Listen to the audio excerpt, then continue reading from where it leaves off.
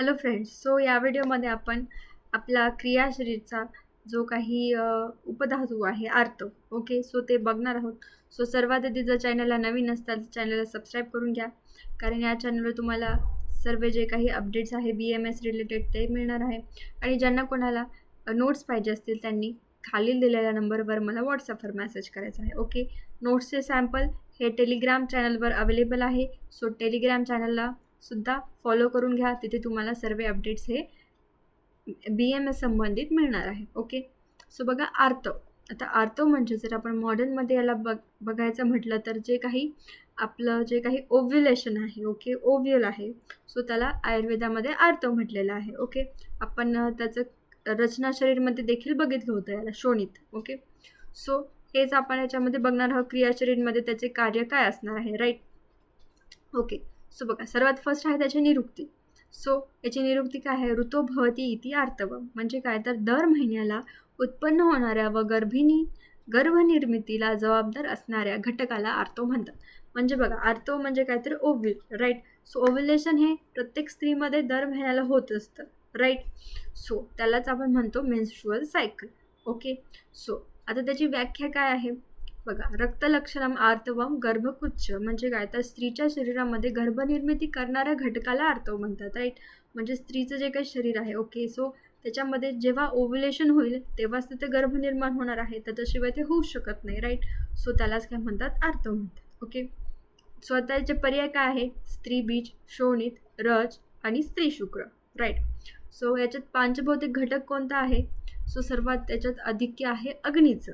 ठीक आहे, हे लक्षात ठेवा, MCQ साठी हे इम्पॉर्टंट आहे. आता त्याचा स्रोतच काय असणार आहे तर बघा गर्भाशय आणि आर्तववाहिन्या धमन्या यांचा समावेश होतो. म्हणजे आर्तवामध्ये गर्भाशय आणि आर्तववाहिन्या धमन्या हेच तिथे स्रोतच असणार आहे. हे त्या आर्तवाला त्याच्यातून वाहून नेणार आहे ऑब्व्हियसली. आता आर्तवचा काल काय असतो बघा. आहार रसापासून 1 महिना.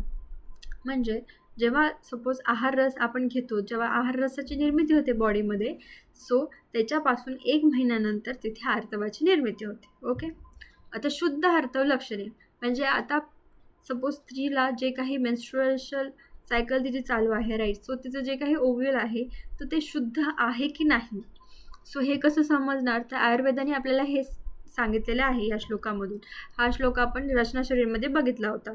शुद्ध आर्तवाचे लक्षणे कसं असेल ते? गुंजाफल सवर्णम, गुंजाफल सवर्णमच्या बदमालक्त सन्निभम इंद्र गोप संकाशम आर्तव शुद्ध एवं तश.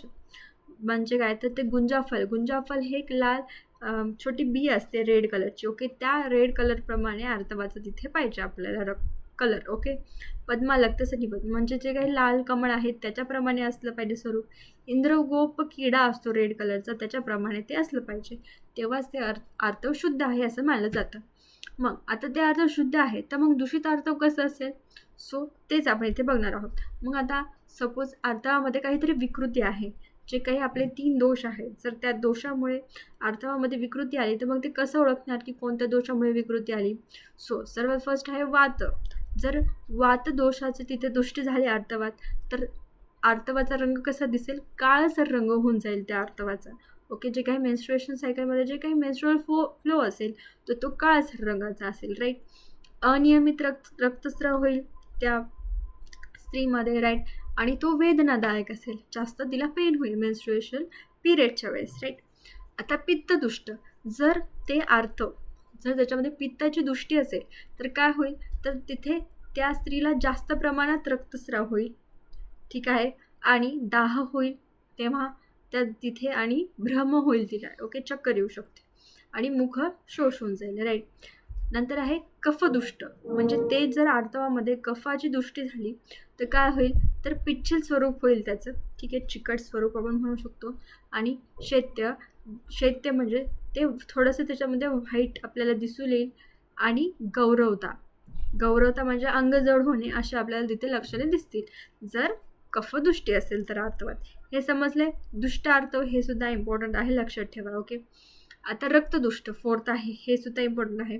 जर त्या आर्तवामध्ये जर रक्ताची दृष्टी झाली, रक्तधातूची दृष्टी झाली तर काय होईल तर कूपगंध म्हणजे फॉल स्मेल येईल त्या ब्लड फ्लोमधून, राईट.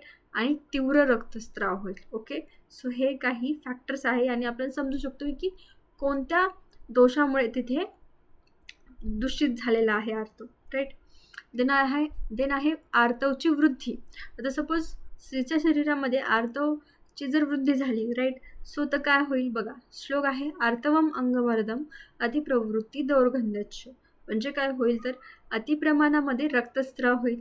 येस, म्हणजे मेनोरेज म्हणू शकतो आपण त्याला. आणि रक्तस्रावाला दुर्गंधी येईल अति, राईट. आणि अंग गळून जाईल आणि थकवा, अंगमर्द असं त्या स्त्रीला आपल्याला लक्षणे दिसून येतील. ठीक आहे. आता जर आर्तवाचा क्षय झाला, म्हणजे जे काही आर्तव आहे, ओके, सो त्याचा जर क्षय झाला, ते जर कमी झालं बॉडीमध्ये, तर मग काय लक्षणे दिसतील. आर्तव क्षय यथोचित काल दर्शनम अल्पता व योनी वेदनाच. काय होईल तर बघा, रजकालामध्ये म्हणजे त्या मेन्स्ट्रुअल पिरियडमध्ये अत्यंत कमी प्रमाणात किंवा 4 दिवसापेक्षा कमी रक्तस्राव होईल, राईट. आणि रज प्रवृत्ती अनियमित असेल, म्हणजे तिची मेन्स्ट्रुअल सायकल ही फ्लक्च्युएट होईल, एक फिक्स टाईम पिरियड नसेल तिचा, राईट, अनियमित. ठीक आहे. आणि रज प्रवृत्तीच्या वेळेस पोटामध्ये वेदना होईल. ठीक आहे. म्हणजे तेव्हा तिला पिरियड्स येतील तेव्हा तिच्या पोटामध्ये अतिवेदना होते. सो हे आर्तव क्षय झाल्याचे लक्षण आहे. ओके, सो एवढंच आहे आर्तवामध्ये. हे तुम्हाला लक्षात पाहिजे. त्याचं स्वरूप, स्रोतस, आर्तवचे पर्याय, ठीक आहे, पांचभौतिक संघटन, दृष्टी आर्तवची, ठीक आहे, वृद्धी आणि क्षय. ओके, सो हे आपला इथे संपलेला आहे आर्तव हा पॉईंट. ओके, याच्यामध्ये जास्त काही नाही. आम्हाला SAQ किंवा LEQ साठी बाय चान्स येऊ शकतो. ओके, तरी आपलं हे वाचणं गरजेचं आहे. ठीक आहे. सो याबद्दल काही डाऊट्स असतील तुम्ही कमेंट सेक्शनमध्ये विचारा. आणि तुम्हाला नोट्स पाहिजे असतील तर व्हॉट्सॲपवर तुम्ही मला मेसेज करू शकता. ठीक आहे. थँक्यू.